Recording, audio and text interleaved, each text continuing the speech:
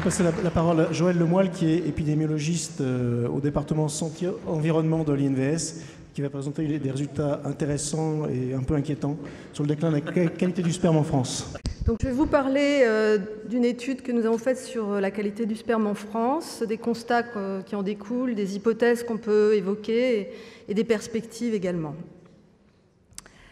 Donc, le contexte de ce sujet, tout a commencé en 1992, même s'il y avait eu des études auparavant, par une méta-analyse de l'équipe de Carlsen, danoise, qui a montré une baisse globale de la qualité du sperme humain depuis une cinquantaine d'années dans les pays industrialisés. À partir de là, de très nombreuses études ont été lancées pour vérifier ces résultats sur la qualité du sperme dans de nombreux pays. Et les résultats de l'ensemble de ces études ont été très contrastés, très débattus. Ils sont encore aujourd'hui débattus. Et surtout, on a mis en évidence, à travers ces études, des différences géographiques très importantes, aussi bien en France, avec les donneurs de sperme, qu'au niveau européen ou au niveau international ou au niveau des États-Unis. Une autre publication très importante en 1996, Our Stolen Future, de Theo Colborn, avait décrit des anomalies de la reproduction dans la faune sauvage, dans différentes espèces, anomalies en lien avec l'exposition à des perturbateurs endocriniens classiques. En 2001, Niels Kekbeck, le Danois, émet son hypothèse. Son hypothèse, c'est qu'un trouble du développement des organes génitaux masculins durant la vie fœtale, qu'il appelle le syndrome de dysgénésie testiculaire, TDS, serait lié à l'exposition fœtale aux perturbateurs endocriniens. Donc ce syndrome se décompose en 3 types d'anomalies: des malformations urogénitales du petit garçon, cryptorchidie, hypospadias, des altérations de la qualité du sperme à l'âge adulte et une augmentation de risque du cancer du testicule. Donc il avait argumenté cette hypothèse notamment par le contraste qui existait à l'époque entre ce qu'on voyait au Danemark, c'est-à-dire toutes ces anomalies, et ce qu'on voyait en Finlande, pays voisin, c'est-à-dire rien.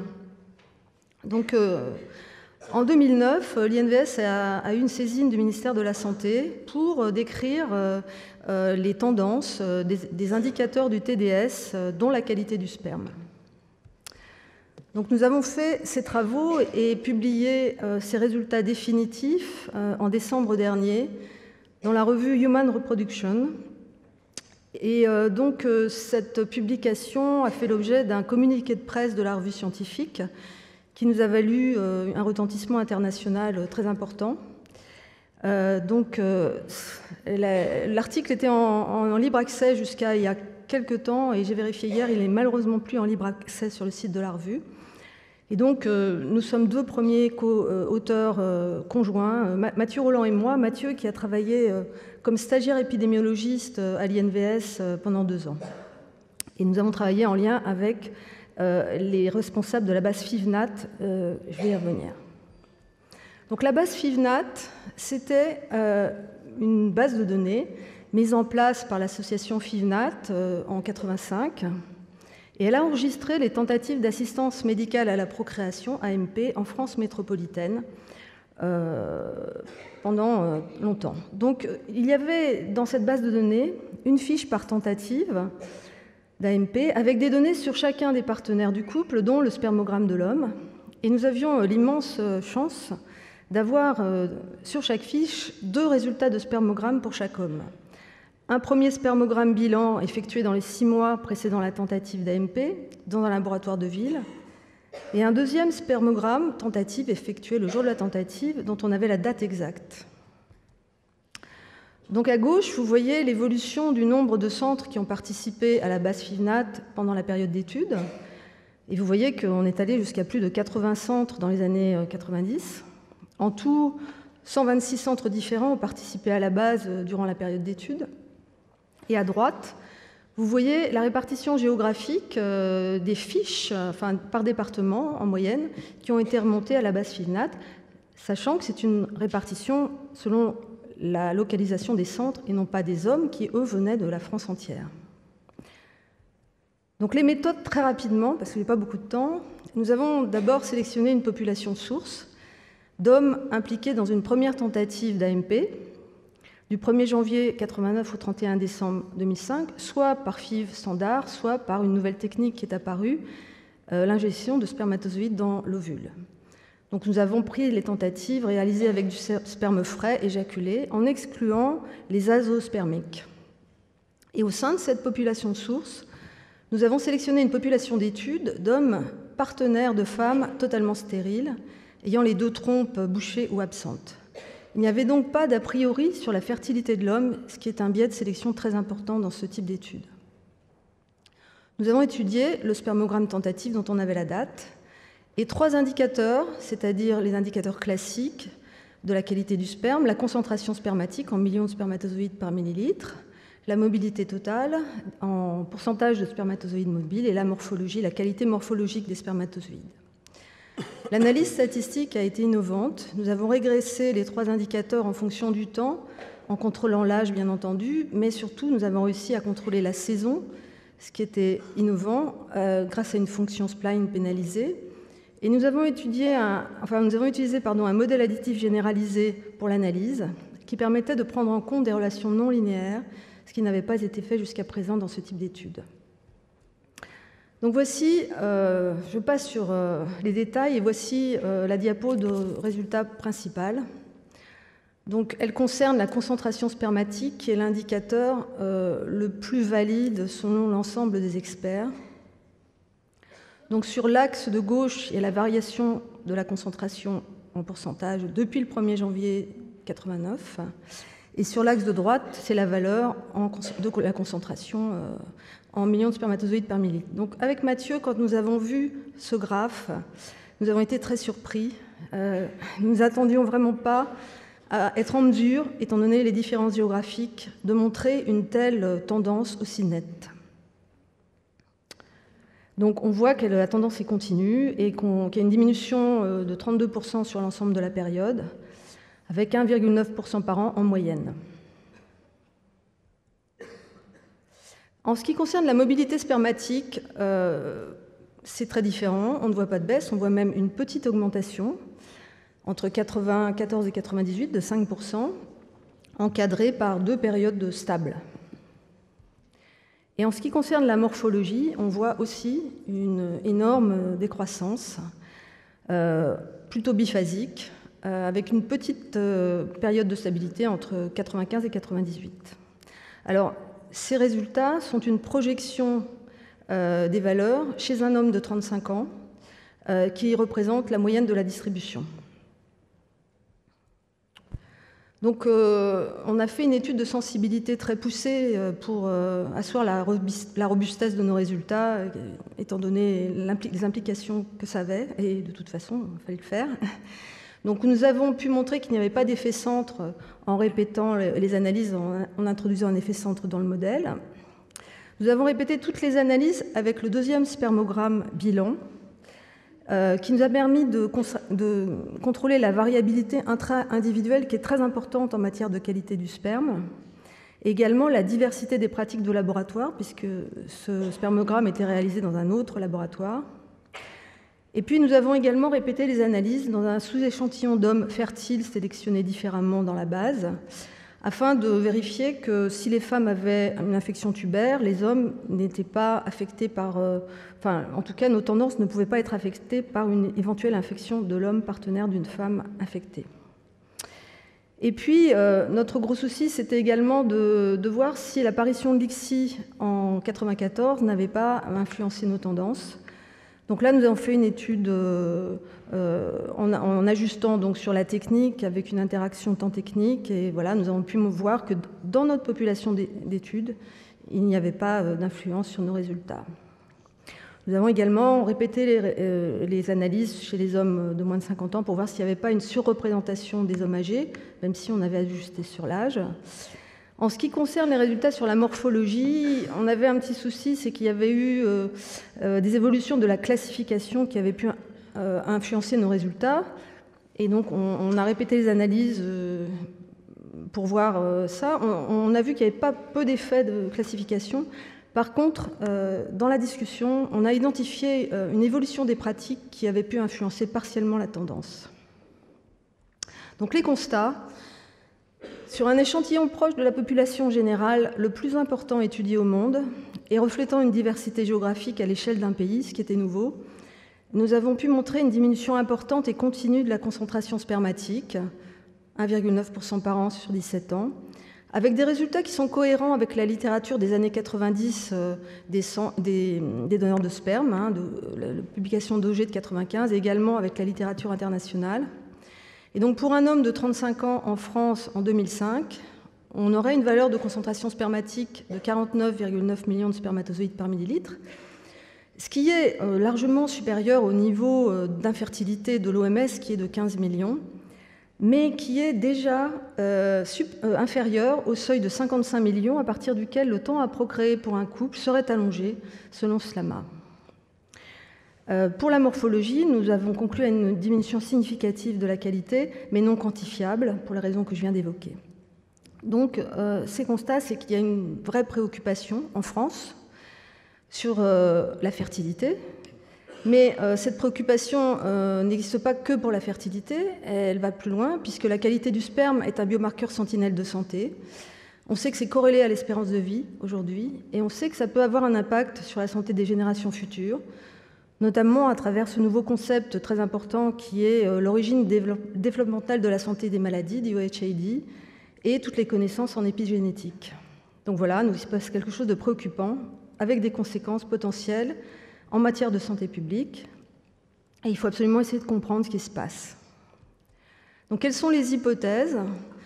Alors il y a bien sûr l'hypothèse des perturbateurs endocriniens. Donc un rapport très important vient de paraître, un rapport conjoint de l'OMS et du Programme des Nations Unies pour l'environnement.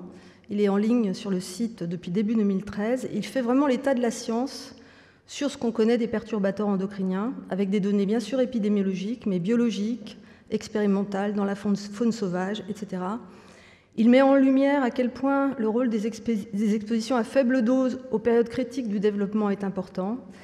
Il explique bien l'importance des courbes non monotones à faible dose, l'effet des mélanges, qui peut être supérieur à l'effet d'un des composants pris isolément.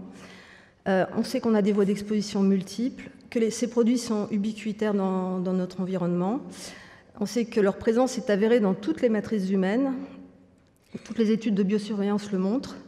Et on sait maintenant aussi qu'il y a des actions possibles sur l'ensemble des systèmes endocriniens, pas seulement la reproduction. Ces substances, selon ce rapport, seraient au nombre de plus de 800. Et donc vous les connaissez, dioxine, PCB, pesticides, bisphénol A, etc. Autre type d'hypothèse, l'évolution du mode de vie pendant la période d'étude. Donc une augmentation de poids des hommes pendant la période d'étude, c'est avéré, ça peut jouer. Une augmentation de la sédentarité. Il y a une étude récente qui a aussi montré que le nombre d'heures passées devant la télévision pouvait être corrélé à la qualité spermatique. La chaleur, qui est liée également à ça, le stress. Et puis on peut peut-être s'interroger aussi sur le mode de vie des mères, si on poursuit l'hypothèse fœtale. Là, les mères qui étaient enceintes entre 1954 et 1970 ont peut-être eu des changements dans leur mode de vie. Et puis bien sûr, il peut y avoir des facteurs tout à fait non identifiés qu'on découvrira par la suite. Et enfin, je voulais citer une hypothèse de Joff très intéressante. Lui, il pense que tout ça a commencé au début du siècle et qu'en fait, on en voit les effets qu'aujourd'hui, qu'il y a une sorte d'effet boule de neige intergénérationnel qui pourrait expliquer ces résultats. Enfin, bien sûr, c'est probablement un ensemble de tous ces facteurs qui convergent vers de tels effets. Quelles sont les perspectives? Donc nous, Institut de veille sanitaire, notre mission, c'est la surveillance. Donc on va étendre la surveillance dans un projet qui s'appelle « Surveillance des indicateurs cliniques et biologiques de la reproduction humaine en lien avec les perturbateurs endocriniens ».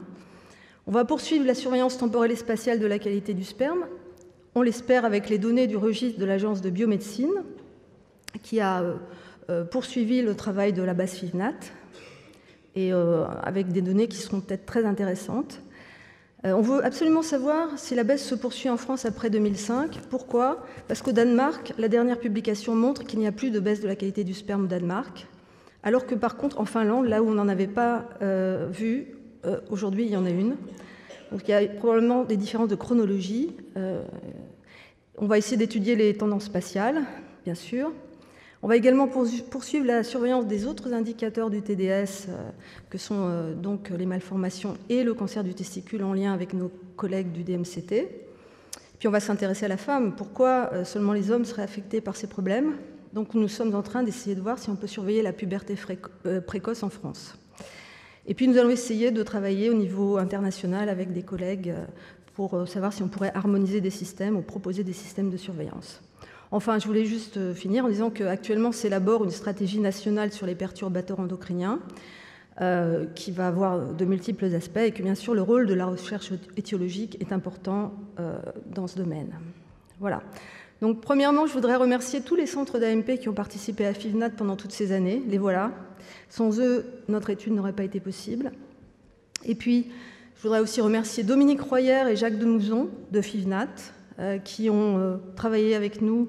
Ils ont été vraiment très collaborants avec nous et ils nous ont fait confiance. Et ils ont aussi, Jacques Demouzon a géré cette base de données pendant de longues années. Dominique Royer était le président de FIVNAT. Je voudrais remercier l'équipe INVS qui nous a soutenus et conseillés très utilement. Catherine Poirot de l'hôpital Tenon. Bon, on m'a dit de souligner que cette étude a été financée exclusivement par des fonds publics, par l'INVS. Et donc je voulais vous montrer mes deux acolytes. Vous avez Vérène Wagner qui a supervisé tout le travail, le beau travail statistique de Mathieu. Et donc Mathieu Roland, dont le nom est maintenant connu dans le monde entier, et qui ne s'est pas laissé décourager par nos résultats préoccupants, puisque durant l'étude, il est devenu un heureux papa pour la première fois.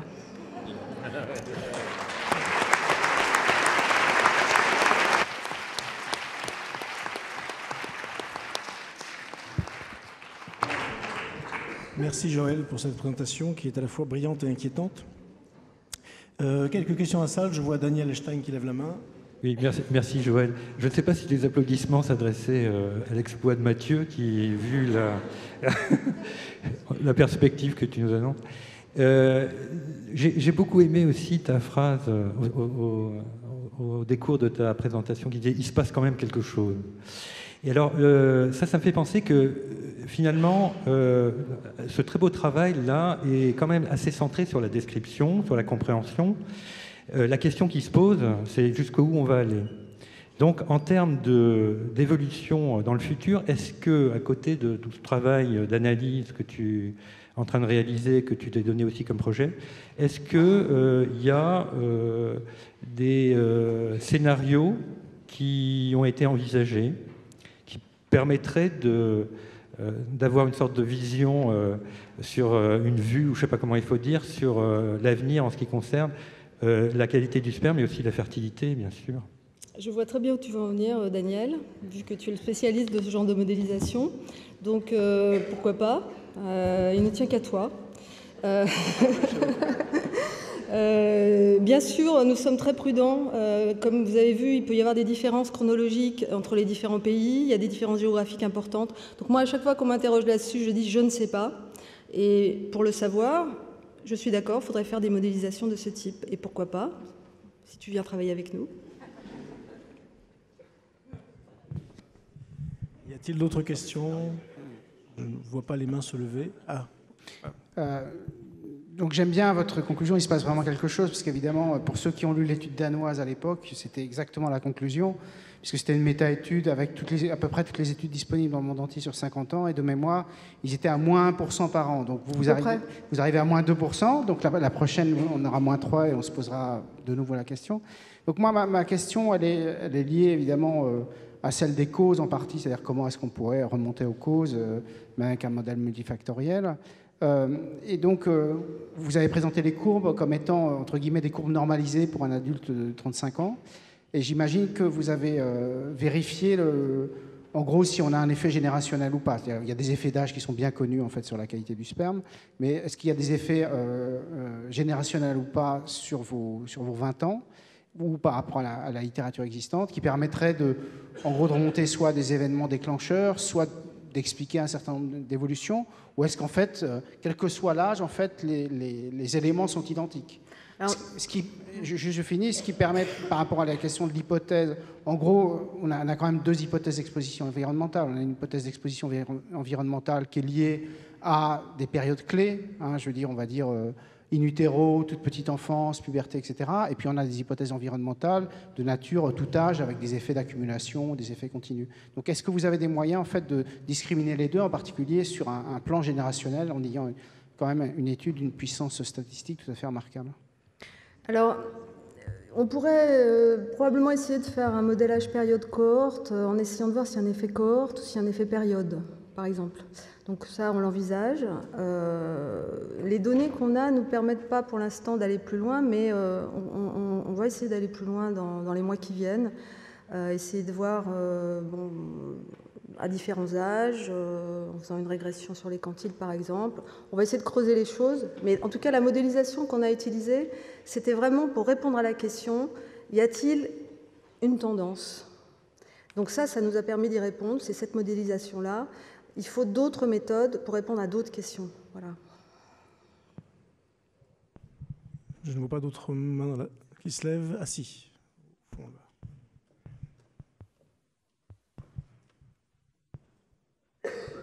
Merci pour la présentation. Juste une petite question. Dans une de vos diapositives, on voit le nombre de centres dans FIVNAT qui diminue. Et est-ce qu'on a il y a moins de centres ou ils participent moins au réseau ou je ne sais pas trop. C'était une participation sur la base du volontariat. Donc sur la fin de la période, en 2005, on a un intervalle de confiance qui s'élargit parce que la base commençait déjà à recevoir un petit peu moins de fiches, c'est normal. Voilà, c'est les données qu'on a, on travaille avec ces données-là. C'est déjà beaucoup, 126 centres sur l'ensemble de la période. Il faut savoir que l'agence de biomédecine, aujourd'hui, qui a repris donc cette activité, vise, elle, l'exhaustivité des centres. Et même réglementairement, à partir de 2010, tous les centres d'AMP doivent remonter à l'agence de biomédecine toutes leurs fiches. Mais bon, il n'y a pas plus de 100 centres en France, aujourd'hui, de toute façon. Merci. J'ai encore deux questions, l'une très courte et l'autre peut-être un peu moins. Est-ce qu'on n'est pas étonné de voir le paramètre concentration spermatique baisser alors que le paramètre mobilité des spermatozoïdes est plutôt en augmentation? Et la deuxième question, c'est est-ce que vous avez étudié le statut socio-économique des couples qui participent? Et si oui, est-ce que ça a eu une influence ou pas sur les résultats? D'accord. Donc pour la mobilité, c'est une bonne question. On n'a pas fait d'hypothèse dans l'article. En fait, il y a deux choses. La mobilité, déjà, c'est un indicateur qui, en général, donne des résultats très contrastés en tendance dans la littérature. Et puis, il y a un certain nombre de facteurs qui peuvent influencer la mobilité dans un sens ou dans un autre. Par exemple, la caféine, ça a plutôt tendance à l'augmenter, l'insuline aussi, etc. Donc, ça varie. L'autre chose, c'est que nous, on a mesuré la mobilité totale des spermatozoïdes, qui était l'indicateur qu'on avait. Et en fait, cette mobilité totale, elle reflète en gros l'agitation des spermatozoïdes. Elle ne reflète pas le fait qu'ils avancent ou pas pour remplir leur rôle. Si on avait pu mesurer la mobilité dite progressive, on aurait peut-être vu autre chose que sur la mobilité totale. Peut-être qu'il s'agite vainement. Voilà. La deuxième chose, sur les caractéristiques socio-économiques, en fait, en France, l'AMP est accessible à tout le monde grâce à la sécurité sociale, 4 tentatives remboursées en totalité, etc. Donc on peut penser qu'il n'y a pas de biais de recrutement de ce point de vue-là. Mais il y a quand même eu une étude qui a montré qu'il y avait malgré tout plus de couples de niveau socio-économique élevé, enfin éducatif élevé plus exactement, qui avaient recours à l'AMP. Et c'est un phénomène qu'on voit d'ailleurs partout, dans tous les pays. On voit aussi d'ailleurs que chez les donneurs de sperme, c'est la même chose.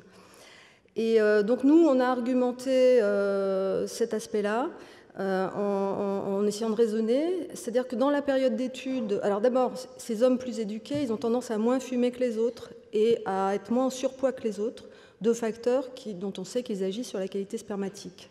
Et en plus, dans la période d'études, on a trouvé des publications qui nous ont montré que dans cette période, les hommes plus éduqués avaient aussi pris moins de poids et avaient réduit leur consommation tabagique plus que dans la population générale. Ce qui nous a fait dire que nos résultats étaient plutôt en deçà de la réalité, aussi bien sur les tendances que même sur les valeurs. Merci beaucoup, Joël. Et puis...